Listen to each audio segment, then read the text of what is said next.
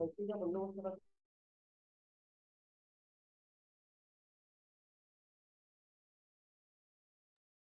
Morning madam. Good morning. सुरू करायचं आहे? हा हा, एक मिनिट, जस्ट रेकॉर्डिंगला आलंय का बघू दे. हो, हो हो, सुरू झालाय ना. आलाय. येस. सो आपण जे 8 दिवस आपण जो कोलॅबरेटिव्हली आपण वर्क जे चालवतोय फोर्थ सेम साठी, आणि याच्यात सगळ्यात महत्वाचं म्हणजे सेकंड सेमचाही याच्यात फायदा होतोय. तर आज जे आपल्या वक्ते आहे किंवा आज जो आपला क्लास घेणार आहे ते आहे धरमपेठ महाविद्यालयातील head of the department of philosophy doctor Varsha Jape madam.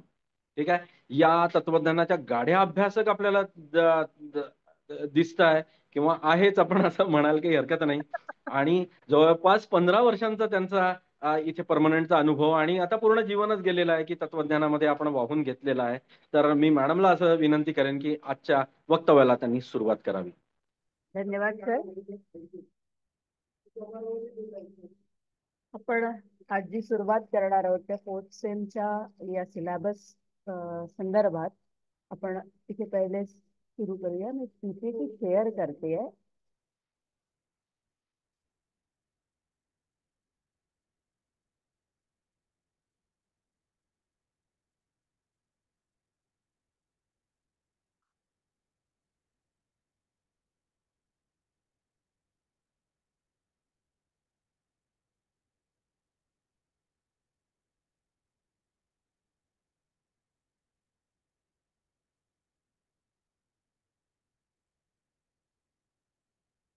Screen share झालेली आहे.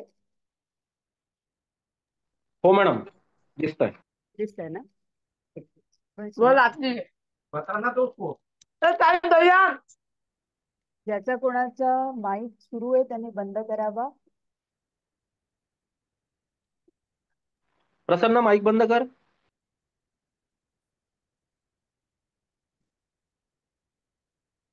आपण हा जो 3 डिपार्टमेंट मिळून कार्यक्रम घेतोय, म्हणजे आमचं आर एस मुंडले धरमपेठ, नंतर SBCT आणि रेणुका महाविद्यालय, हे 3 मिळून आपण हा कार्यक्रम घेतोय.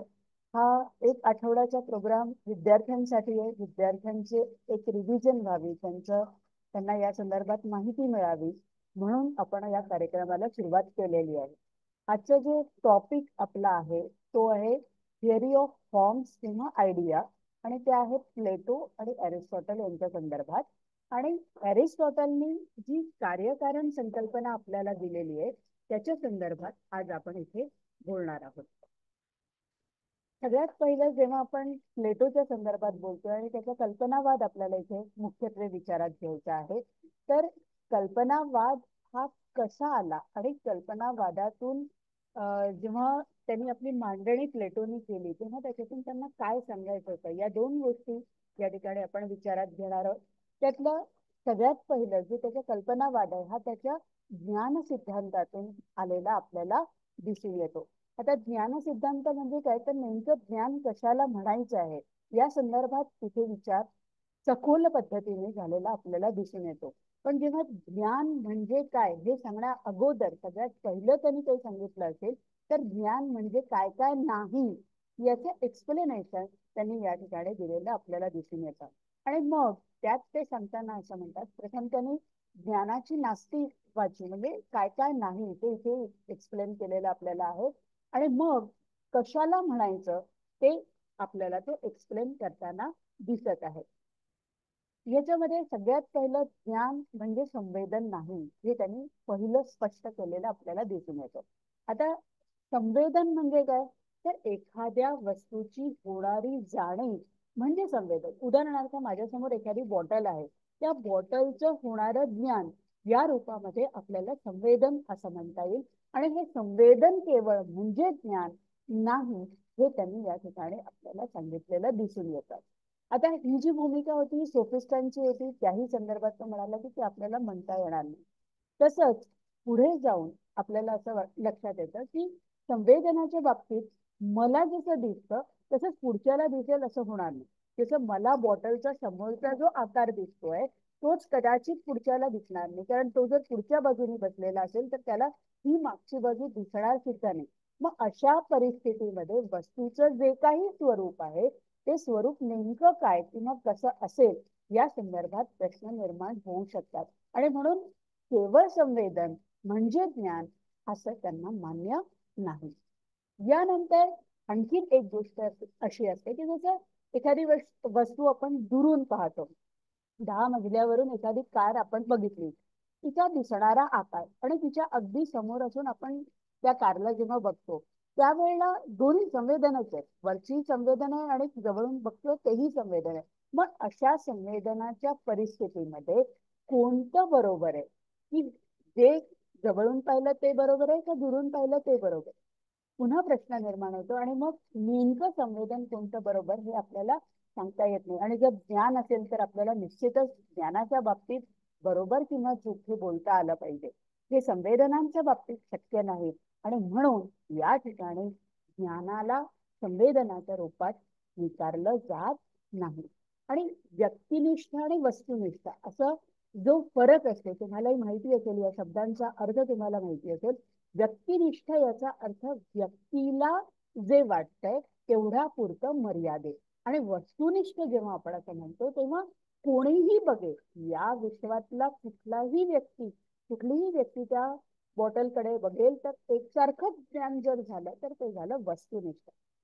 पण तसं जर होत नसेल तर त्याला आपण व्यक्तिनिष्ठ असं म्हणतो. आणि म्हणून संवेदनांच्या बाबतीत मुख्य बाजू कोणती येते, ती त्याची व्यक्तिनिष्ठतेची येते. आणि म्हणून ज्ञानाच्या संदर्भात संवेदन महत्वाचं, म्हणजे ज्ञान म्हणजे संवेदन असं आपल्याला म्हणता येणार नाही. तसंच ज्ञानाच्या बाबतीत आणखीन एक आहे, मत म्हणजे ज्ञान नाही. मत याचा अर्थ तुम्हाला माहिती आहे, ओपिनियन, की माझं मत हे दुसऱ्यापेक्षा भिन्न असू शकेल, दुसऱ्याचं मत तिसऱ्यापेक्षा भिन्न. मत ही टोटली स्वतःची व्यक्तिनिष्ठ असणारी गोष्ट आहे. त्यामुळे जेव्हा व्यक्तिनिष्ठ आहे तेव्हा ते ज्ञान होऊ शकणार नाही. कारण वस्तुनिष्ठ जेव्हा असतं तेव्हा ज्ञानाच्या कडे ते वळेल, अदरवाईज ते वळणार नाही. मताला कधी आपण राईट रॉंग नाही म्हणू शकत. त्याचं रिझन काय आहे, कारण मत माझं आहे, माझं मत असल्यामुळे मला जर ते वाटत असेल बरोबर आहे तर ते बरोबर आहे, दुसऱ्याला वाटत असेल नाही यांनी म्हटलेलं चुकीचं आहे तर चुकीचं आहे. कारण मत ही जी गोष्ट असते ही आपली असते, आपण ती मांडत असतो. आपल्या विचाराने जर ते मान्य असेल तर ते आपल्यासाठी बरोबर, आणि आपल्याला जे ते मान्य नसेल तर म्हणजे दुसऱ्यांनी मांडलेलं जे काही आहे ते आपल्याला चुकीचे सुद्धा वाटू शकतात.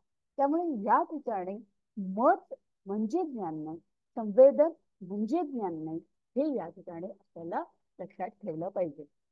मग ज्ञान म्हणायचं तरी कशाला, तर या ठिकाणी तो असं म्हणतो की ज्ञान संकल्पना रूप असतं.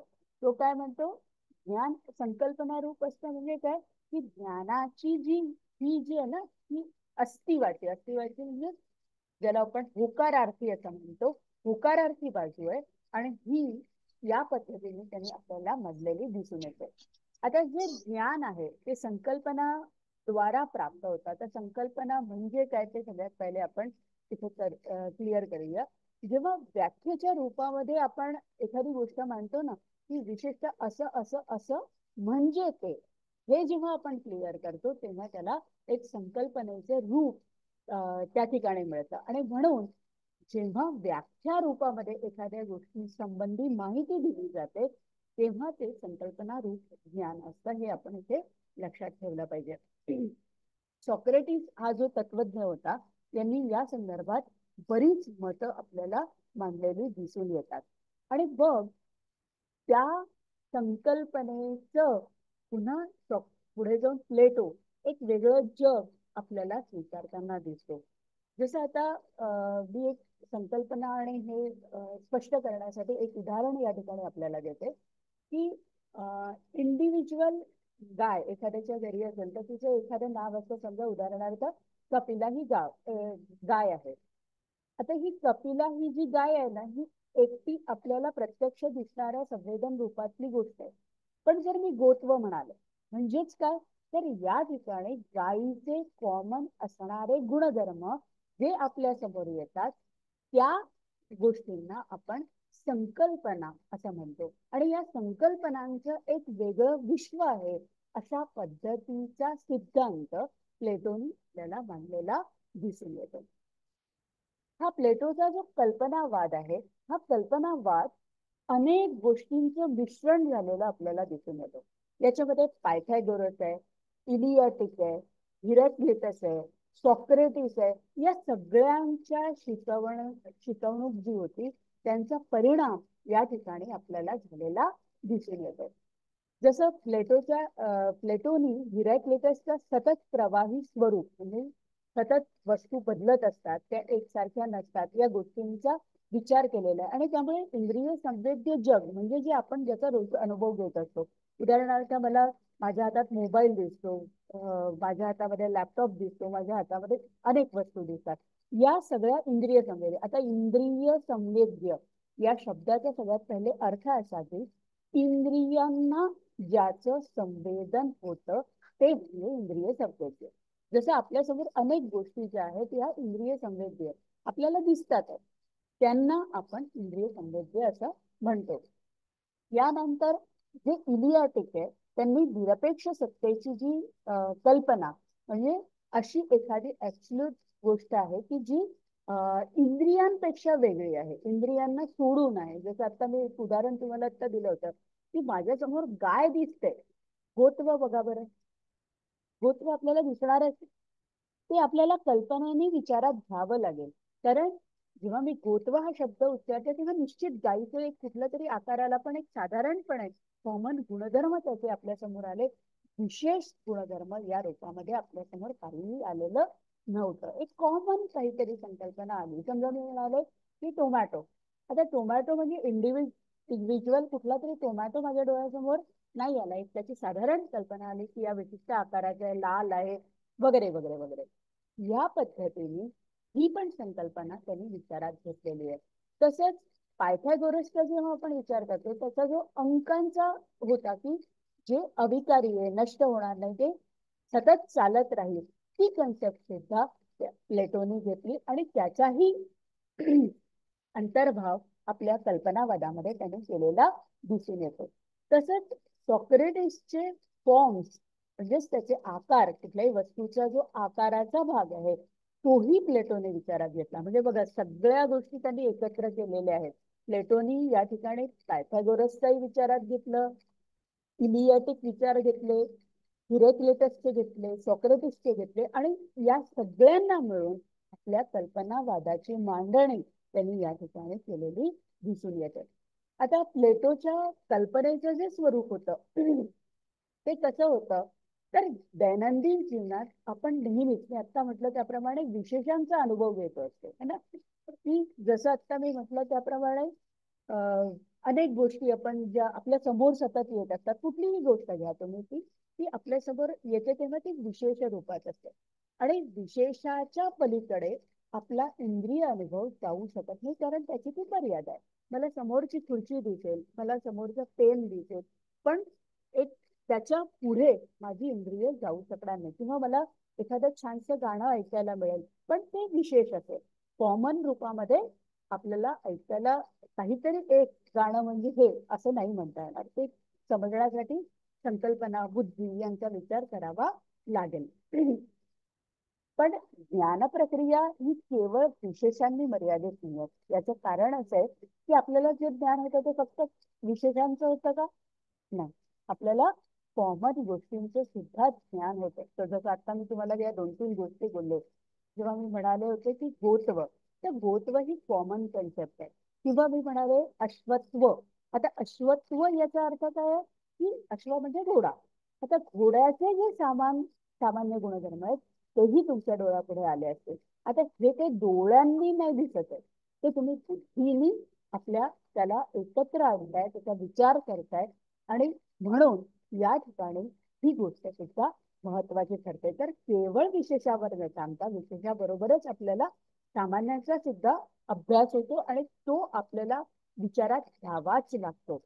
या सगळ्या गोष्टी जेव्हा आपण विचारात घेतल्या तेव्हा तुमचं असं लक्षात आलं असेल सॉक्रेटिसनी काय केलं विशेषाबरोबरच जे सामान्य आहे त्या सामान्याला विशेष महत्व यासाठी दिलं कारण ते नष्ट होणारं नसतं. बघा, एक गाय नष्ट होईल, दोन गाय नष्ट होईल, तीन गाय नष्ट होतील, ज्या काय असतील त्या, पण गोत्व हे कधीही नष्ट होणार नाही. कारण जरी या संपल्या तरी ती संकल्पना कधी नष्ट होणार नाही.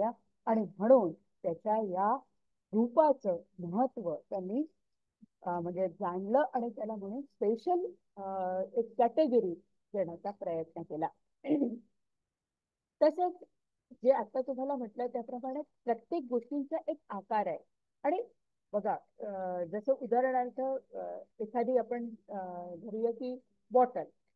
बॉटल ही जी कन्सेप्ट मी आता म्हटली तुमच्या डोळ्यापुढे आलं असेल, एक लंबी आकाराची, त्याच्यामध्ये एक झाकण लागलेलं वगैरे वगैरे है ना. बॉटल म्हटल्यावर कोणाच्या डोळ्यासमोर चपटी लंबी असं काही आलं का? जरी चपटी लंबी असेल तरी तिला उभं ठेवावं लागेल है ना. आजकाल त्याही बॉटल्स मिळतात, पण जरी अशा असल्या तरी त्याला उभं कुठेतरी डोक्यात आपल्याला आणावं लागतं. म्हणजेच काय झालं की कुठल्याही गोष्टीचा एक विशिष्ट आकार आहे. बॉटल नष्ट होणार आहे, ती प्लास्टिकची असेल, मेटलची असेल, सोन्याची असेल, चांदीची असेल, ते नष्ट होणार आहे. पण त्याचा जो आकार आहे हा आकार कधीही नष्ट होणार नाही. बॉटल म्हटल्यानंतर तोच आपल्या डोक्यात, आणि म्हणून त्याचंही महत्व या कल्पनेच्या बाबतीत त्यांनी स्वीकारलेलं आपल्याला दिसून येतं.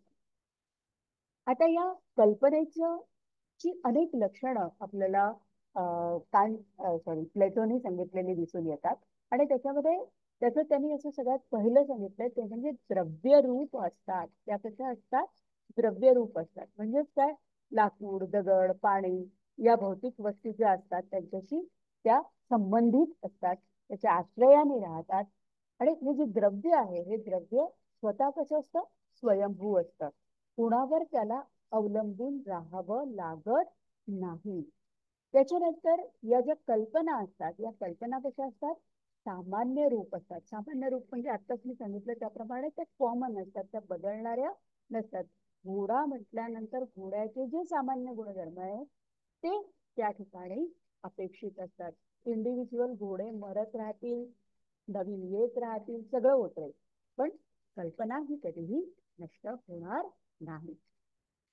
त्यानंतर कल्पना जी असते ती वस्तुरूप नसतात, तर विचार रूप असतात. म्हणजेच काय? आता जे सांगितलं त्याप्रमाणे की वस्तू एक आहे, दोन आहे, तीन आहे, चार आहेत, येतील, जातील, संपतील, नवीन होतील, सगळं होतील, पण विचारात मात्र ते वेगळं असेल आणि विचार रूप असेल. म्हणजे मी म्हटलं त्याप्रमाणे गोत्व ही वस्तू नाही आहे.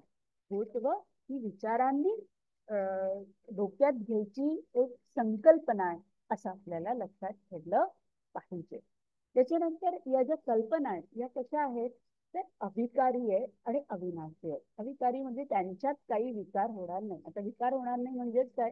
तर त्यांच्यात काही बदल होणार नाही. घोडा म्हटल्यावर तुमच्या असं काही लक्षात येत आहे का की सशासारखा गुबगुबीत असं वगैरे येईल का डोक्यात कधी? नाही. कारण त्याची जी कल्पना अपेक्षा आहे ती पूर्णपणे तशीच राहणारी आहे. आणि अविनाशी, अविनाशी म्हणजे ती नष्ट होणार नाही. मी तुम्हाला पहिलेपासूनच सांगते, निर्माण होणाऱ्या वस्तू निर्माण होतील, नष्ट होतील, ठीक आहे, पण त्या कुठल्या कल्पना आहेत त्या कल्पना कधीही नष्ट होणार नाहीत. कल्पना ज्या आहेत त्या वस्तूंचा सारांश, सारभूत अंश किंवा सारांश आहे असं आपल्याला म्हणता येतं. आता या ठिकाणी सारभूत अंश म्हणजे काय? मी जी उदाहरणं तुम्हाला आतापर्यंत दिली आहे, इंडिव्हिज्युअल तुम्ही कुठलंही, जसे आता उदाहरणार्थ मी म्हणाले की मुलगी. आता मुलगी म्हटल्यानंतर एक कॉमन तुमच्या डोळ्यापुढे तिचे गुणधर्म आले असते की मुलगी म्हटल्यानंतर विशिष्ट प्रकारची ती असेल, तिची शरीरयष्टी अशी असेल, ती कुठल्या पद्धतीने राहील, सगळे तशी साधारण गुणधर्म आलेले असते. हे जे साधारण गुणधर्म शब्द मी वापरले ह्यालाच त्यांनी सारभूत अंश असं म्हटलेलं आपल्याला दिसून येतात. तसंच प्रत्येक कल्पना या प्रकारदृष्ट्या एक निरपेक्ष पूर्णत्व असतं. आता जसं मी म्हटलं त्याप्रमाणे की समजा मी म्हणाले मनुष्यत्व हा एक आपण शब्द घेतला. आता मनुष्यत्व म्हणजे काय? मनुष्याचे कॉमन असणारे गुणधर्म म्हणजेच तुमचं मनुष्यत्व. आता हे जे आहे ना हे निरपेक्ष, निरपेक्ष म्हणजे कोणाच्या तरी अपेक्षेने ते पूर्णत्वास जात नाही, तर त्याच्या 1, 2, 3, 4 ज्या काही कॅटेगरीज असतील त्या जेव्हा पूर्ण होतील तेव्हाच ती कन्सेप्ट तयार होईल. आणि हे जेव्हा तयार होतं तेव्हाच त्याचं पूर्णत्व त्या ठिकाणी येतं. अदरवाईज म्हणजे जसं उदाहरणार्थ आपण मनुष्यत्व म्हटलं, आणि मनुष्य आहे पण जर तो प्राण्यांसारखा वागत असेल, प्राण्यांसारखा वागणं म्हणजे त्याने खरं तर मनुष्याचा गुणधर्म आहे की त्याने योग्य पद्धतीनेच वागलं पाहिजे. त्यांनी जर योग्य पद्धतीने ते वागत नसेल तर खरं तर त्याला मनुष्य म्हणावं का क्वेश्चन मार्क. तर ही जी कन्सेप्ट आहे की मी आता म्हटलं त्यांनी एक विशेष गुणधर्म त्याचा आता जसा मी बोलला की या पद्धतीने वागायला हवं, तो जर नाही आहे तर खऱ्या अर्थाने त्या कन्सेप्टला पूर्णत्वच येणार नाही. आणि म्हणून या ज्या कल्पना असतात त्या कशा आहेत, निरपेक्ष आहेत, कोणाच्या अपेक्षेने नाही आहेत, आणि त्यांच्यात पूर्णत्व म्हणजे सगळ्या गोष्टी आलेल्या आपल्याला दिसून येतात. यानंतर जेव्हा कल्पनेचा विचार होतो त्या देशकाल बाह्य किंवा देश काळातीत असतात. आता देश काल बाह्य मोठे मोठे शब्द दिसले की आपल्याला वाटतं खूप काहीतरी सांगितलंय तिथं, पण काही नाही. देश म्हणजे ठिकाण, काल म्हणजे काळ, आणि देश आणि काळ म्हणजे ठिकाण आणि काळाच्या बाहेर त्याचं काही वेगळं अस्तित्व नसेल. जसं घोडा म्हटल्यानंतर किंवा अश्वत्व म्हटल्यानंतर भारतात एक कन्सेप्ट आहे आणि न्यूझीलंडला गेल्यावर घोडा बदलला, असं काही होतं का? असं काही होत नाही, है ना.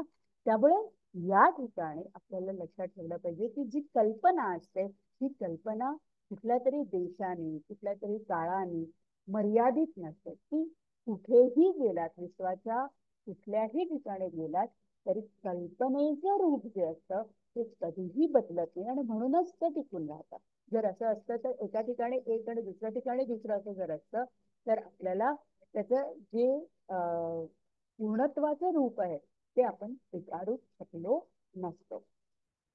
त्यामुळे कल्पनेच्या बाबतीत आणखी त्याची लक्षणं देताना असं तो म्हणतो की ते प्रज्ञेचा विषय. आता प्रज्ञा म्हणजे काय? प्रज्ञा याचा अर्थ होतो बुद्धी, है ना. बुद्धी जेव्हा आपण बुद्धीने सगळ्या गोष्टी एकत्र करतो ना तेव्हा आपल्याला कल्पना कळतात.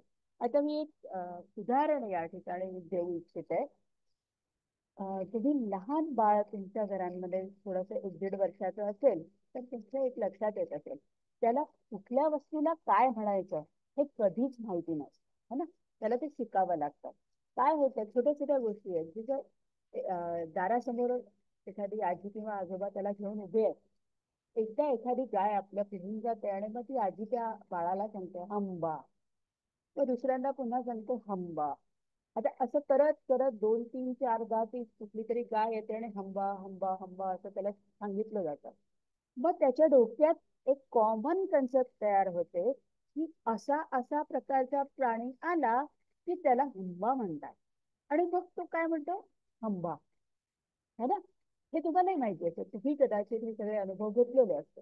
म्हणजेच काय केलं त्याच्या बुद्धीने रोज त्यांनी काय पाहिली येणारी एक कुठली तरी वेगवेगळी गाय, पण नंतर काय झालं त्याच्या लक्षात आलं की हे जेव्हा असं असं असं असेल तर त्याला हुंबा म्हणतात. हे कधी कोणी केलं? त्याच्या बुद्धीने केलं. आणि अशी कन्सेप्ट हळूहळू करत माणूस आपल्या बुद्धीने तयार करत जातो, ही संकल्पना तयार होत जाते. त्यामुळे या ठिकाणी कल्पना जेव्हा येते तेव्हा तो प्रज्ञेचा विषय असतो, आणि प्रत्यक्ष वस्तू जेव्हा असते तेव्हा तो इंद्रियाचा विषय असतो, हे आपण लक्षात ठेवलं पाहिजे. तसंच या ठिकाणी प्रत्येक कल्पना ही अतीत त्याचप्रमाणे अंतर्यामी दोन्ही स्वरूपाची असते. आता अतीत आणि अंतर्यामी 2 शब्द इथे आलेले आहेत. अतीत म्हणजे काय? अतीतचे 2-3 अर्थ, ज्या रेफरन्स मध्ये ते येईल ते अतीत याचा अर्थ घडून गेलेला असंही असतं, आणि अतीत याचा अर्थ त्या वस्तूच्या पलीकडचं या अर्थाने सुद्धा अतीत शब्द वापरला जातो. आणि अंतर्यामी, अंतर्यामी याचा अर्थ त्या गोष्टीमध्ये ते असतं या अर्थाने अंतर्यामी हा शब्द वापरला आहे. तर ज्या परिपूर्ण आणि आदर्श सौंदर्य जे आहे पूर्णपणे एखाद्या कृतीमध्ये असतं तेव्हा त्याच्या आत आणि त्याच्या बाहेर या दोन्ही अर्थाने ते सौंदर्य एकसारखं ती कल्पना आपल्याला जेव्हा हे बघा सुंदर जेव्हा आपण म्हणतो ना, उदाहरण इथलं आपण घेण्यापेक्षा असं म्हणू, एखादी कला आहे आणि ती त्या व्यक्तीने खूप मेहनतीने आणि खूप सुंदर म्हणजे अतिशय सुंदर कुठली कला घ्या तुम्ही, चित्रकला घ्या, हस्तकला घ्या, गाणं घ्या, काही घेऊ शकता. आता हे जेव्हा होतं ना तेव्हा ते सुंदर जेव्हा आपण म्हणतो तेव्हा मला सुंदर वाटतं आणि पुढच्याला सुंदर वाटत नाही, असं फार रेअर होईल जर ती खऱ्या अर्थाने उच्च कोटीची एक कलाकृती असेल तर. बरोबर आहे. जेव्हा आपण असं म्हणतो तेव्हा त्याच्या अतीत आणि पलीकडे म्हणजे त्याच्या त्या कलेच्या अतीत जातो आपण, म्हणजे तो त्यांनी ज्या पद्धतीने मांडली असेल, लिहिली असेल, केली असेल, जी काय असेल, जी कुठली कला असेल असेल त्याप्रमाणे त्याच्या पलीकडे आपण जातो. आणि त्याच्या आत म्हणजे जेव्हा आपण त्याच्यात घुसून विचार करतो ना की अरे बापरे आणि किती मोठं याच्यात काम केलं असावं, तर या दोन्ही गोष्टी त्या कलेच्या संदर्भात येतात. आणि कल्पना जेव्हा आपण म्हणतो तेव्हा या कल्पना ह्या अतीतही असतात आणि अंतर्यामी देखील असतात, हे आपण या ठिकाणी लक्षात ठेवलं पाहिजे. इथे आपल्याला प्लेटोचा जो कल्पनावाद आहे तो आपला इथे संपतो आणि नंतर आपण जे येतो ते अरिस्टॉटलच्या कारणतेच्या सिद्धांताकडे. आता तुम्हाला माहितीच असेल की अरिस्टॉटल म्हणजे खरं तर सॉक्रेटिस प्रमुख आणि सॉक्रेटिसच्या खाली दोन, एक प्लेटो आणि दुसरा अरिस्टॉटल, हे त्याचे शिष्य आहेत. आणि त्यामुळे या दोघांबरोबर ही ना सॉक्रेटिसचा खूप मोठा पगडा आपल्याला दिसून येतो. आणि मी हे म्हणणार नाही की अगदी तंतोतंत त्यांनी त्यांचे फॉलोअर्स राहिले, असं नाही झालेलं. ज्या गोष्टी त्यांना नाही पटल्या त्या दोघांनीही त्याला विरोध केलेला किंवा त्याच्या विरुद्ध बाजू मांडलेली आपल्याला दिसून येते. पण मूळ जे आहे ते हे या दोघांचेही, हे दोघेही सॉक्रेटिसचे शिष्य आपल्याला दिसून येतात. आता हा जो फॉर्म्स आपण घेतला ना, आकार आधी आकारापासूनच येतोय आणि म्हणूनच अरिस्टॉटलच्या कारणतेच्या सिद्धांताकडे आपण वळतोय. अरिस्टॉटलने सुद्धा दोन गोष्टी महत्वाच्या मानलेल्या आहेत, एक द्रव्य आणि दुसरं आहे आकार. आता या दोन वर त्यांनी आपली सगळ्या या वस्तूंच्या संदर्भात असणारी भिस्त मांडलेली दिसून येते. आणि म्हणून या ठिकाणी अरिस्टॉटल आपल्याला एक कारणतेचा सिद्धांत देतो. आता कारणतेचा सिद्धांत म्हणजे काय ते आपण पहिले बोलूया. तुम्हालाही सगळ्यांना माहिती असेल की कुठलीही गोष्ट विश्वात कुठलीही गोष्ट घडू द्या, ती गोष्ट कधीही कारणाशिवाय घडणार नाही. कारण असेल तेव्हाच कार्य घडेल, नंतर कार्य घडणार नाही.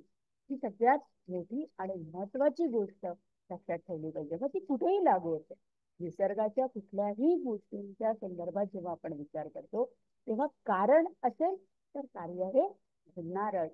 मग असं जर असेल आणि हा जर इतका महत्वाचा सिद्धांत असेल तर त्या संदर्भात अरिस्टॉटल आपलं एक मत देतो आणि तो मग या कारणांच्या बाबतीत चार कारण महत्वाची आपल्याला मानताना दिसते. सगळ्यात पहिलं आहे ते म्हणजे द्रव्यात्मक कारण किंवा त्याला उपादान कारण असं म्हटलं जातं.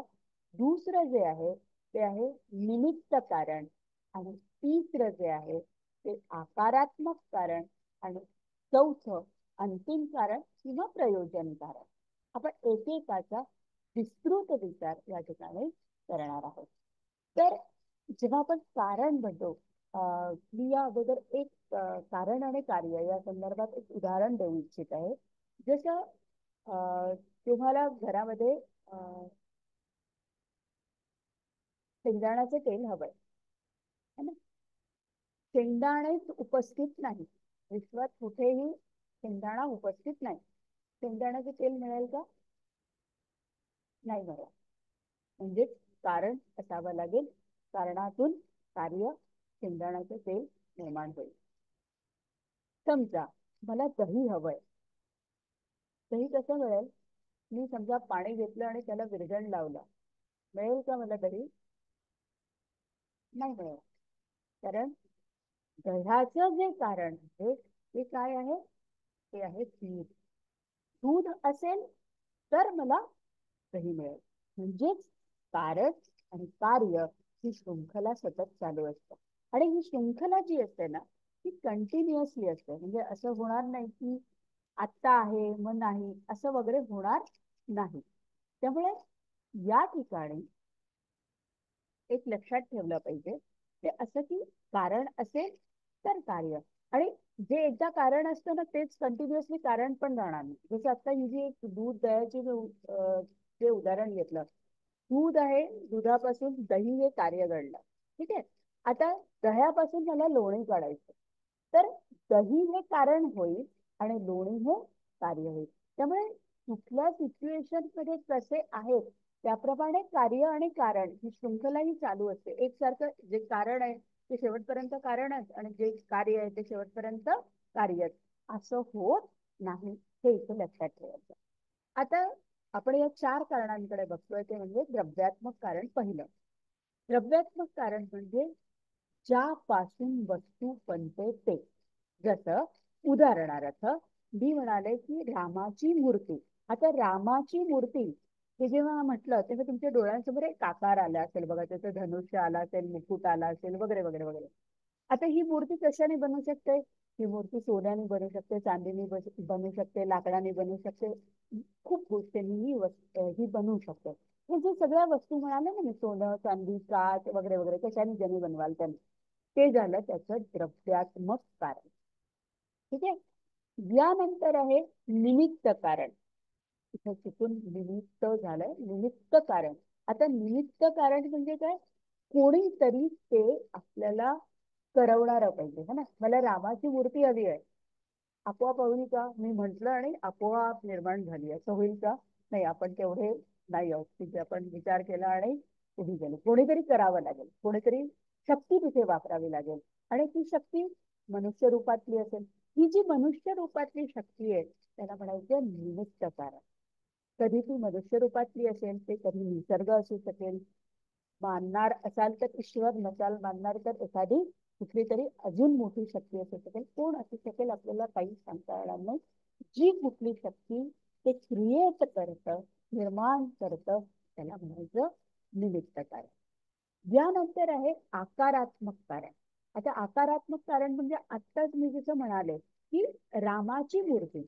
आता रामाची मूर्ती म्हटल्यानंतर तुम्हाला कोणाला तरी मोठं पोट असलेली, मोठे सूप सारखे कान असलेली अशी आकृती डोळ्यापुढे आली का? नाही आली. ती आल्या तिथे जे वर्णन केलं तर तुम्हाला गणपती आठवला असेल, बरोबर आहे. त्यामुळे जो विशिष्ट आकार असतो त्याला म्हणायचं आकारात्मक कारण. रामाची मूर्ती म्हटल्यानंतर जो आकार माझ्या डोळ्यापुढे आला त्याला म्हणायचं आकारात्मक कारण.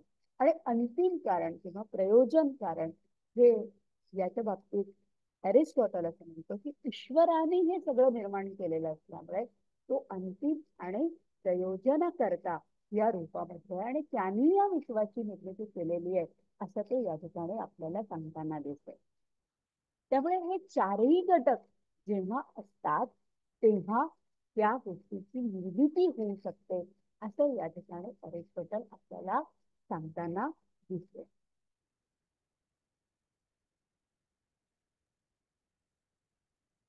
यानंतर हे जे 4ही विकल्प मी आता सांगितले, हे 4ही विकल्प एकाच वेळी प्रत्येक गोष्टीत असले पाहिजे. कारण जसं उदाहरणार्थ द्रव्य आहे पण आकाराचा विचारच नाही, वस्तू येईल का, निर्माण होईल का? माझ्याजवळ माती आहे पण मातीचं काय करू? मला माठ करायचा, सुरई करायची, की एखादा पेला बनवायचा, म्हणजेच काय, कुठला तरी आकार माझ्या डोळ्यासमोर नाहीये, होईल का? नाही होणार. समजा हे सगळं आहे की माझ्याजवळ माती आहे, मला विचारात आहे की मला सुरई तयार करायची आहे, पण करणाराच नाही, होईल का? नाही. करणारा पण आहे पण त्याची इच्छाच नाहीये, त्याला करावं असं कोणी प्रेरितच करत नाहीये, होईल का? पुन्हा होणार नाही. म्हणजेच काय, तर ज्या वेळेला या 4ही गोष्टी आपल्या सोबत असतील तेव्हाच वस्तूंची निर्मिती ही होऊ शकते.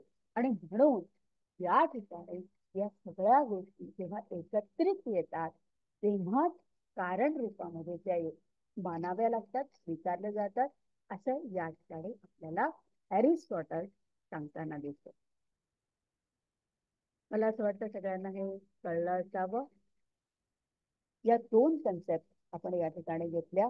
मुख्य होती ती म्हणजे प्लेटोचा कल्पनावाद आणि त्यातून त्याची कल्पना ही कन्सेप्ट, आणि त्यानंतर आपण एरिस्टॉटलचे ते 4 कारणाचे त्यांनी केलेलं विभाजन ज्या पद्धतीने आहे, किंवा कारण कल्पना देताना त्याची 4 विभागणी त्यांनी केलेली आपण या ठिकाणी सांगितलेली आहे. मी विद्यार्थ्यांना आवाहन करते की जर त्यांना काही या संदर्भात समजलं नसेल तर अगदी निसंकोच विचारा. आपण कोणीही एक्सपर्ट नाही असा विचार करायचा आणि मग विचारायचं. तुम्हाला सुद्धा ते फायद्याचं असेल, कारण त्यावेळेचं जर त्यावेळेला आपल्याला कळलं तर अनेक गोष्टी सोयीस्कर होतात.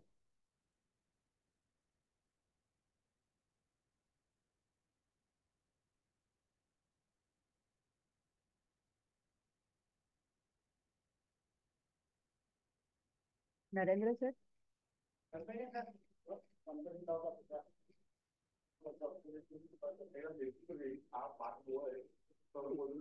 आपण इथे मला वाटतं ही बरं आपल्याला कमेंट्स लिहिता येतात का विद्यार्थ्यांना कोणाला? तेही आपण या ठिकाणी शेअर करू शकता किंवा लिहू शकता. नाही बोलायचं असेल तर आपण तेही या ठिकाणी शेअर करू शकता.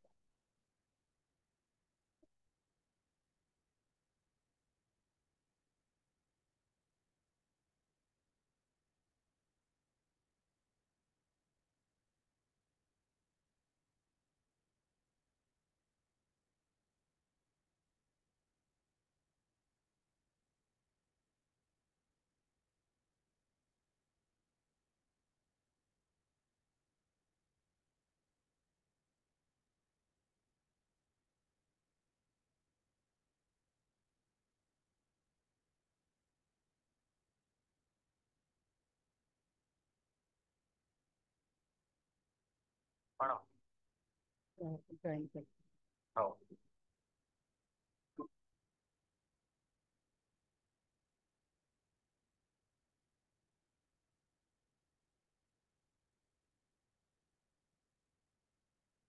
अभय चौधरी, आपण कुठल्या कॉलेजचे आहात?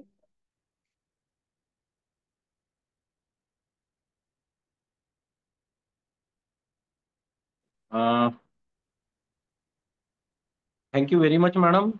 आज तुम्ही जे अमूल्य असं मार्गदर्शन केलं मुलांना, आणि होऊ शकतं त्याच्यावरनं मुलांना प्लेटो म्हणा आणि अरिस्टॉटल म्हणा यांची फॉर्मची संकल्पना आणि आयडियाजची संकल्पना ही क्लिअर झालेली असावी. होप सो की मुलांनी याचा कांटे भरपूर त्यांनी थोडंसं अभ्यासपूर्ण त्यांनी विचार केलेला असेल, कारण की आता त्यांची एक्झाम जवळ येत आहे. तरी हे नोट्स विद्यार्थ्यांनी कन्सिडर करावे. हे रेकॉर्डिंग आहे, आम्ही रेकॉर्डिंग इमिजिएट तुम्हाला तुमच्या ग्रुपमध्ये देणार आहोत. ठीक आहे, आणि सतत सतत या रेकॉर्डिंग बघा, म्हणजे तुमचं रिव्हिजन पण पार्ट होईल आणि तुम्हाला थोडीशी सोय होईल. तर धन्यवाद मॅडम. पण ओके, कम्प्लीट करताय? चालेल. ओके, यांनी अभय चौधरींनी पाठवलंय. इथे एसबीसीटी कॉलेजचे विद्यार्थी आहेत म्हणून. आमच्या इथे फर्स्ट इयरचे पोरं आहेत. येस, आणि मला असं वाटतं सगळ्यांनी एकदा तुम्ही लोकांनी ओळख तरी ऍटलीस्ट आपली पुढच्या उद्याच्या तासामध्ये सगळ्यांनी पाठवा, म्हणजे एक ही आपला छान आहे. सगळ्यांचा येस, परिचय होऊ शकेल. अदरवाईज तुम्ही म्यूट राहाल आणि आम्हाला कळणारच नाही, तर असं नको व्हायला. तुम्ही छान विद्यार्थी सगळे जॉईन होत आहे, खूप छान वाटतंय. म्हणून माझं असं म्हणणं, विद्यार्थ्यांनी प्रश्न पण विचारू शकता ना, म्हणजे तुम्हाला जर असं वाटत असेल की अरे यार हे नाही कळलं मला, तर तुम्ही विचारा, बिलकुल प्रश्नांचं आपण मार्जन करू. तुम्ही नक्की विचारा. उलट आवडेल आम्हाला की आम्ही एकटे असं बोलण्यापेक्षा जर तुम्हाला काही वाटत असतील या संदर्भात काही प्रश्न आहेत तर अगदी तुम्ही विचारू शकता. आणि नाही तर टाईप करून पाठवलं तरीही चालेल. टाईप करून दिलं तरी चालेल. Okay, thank you.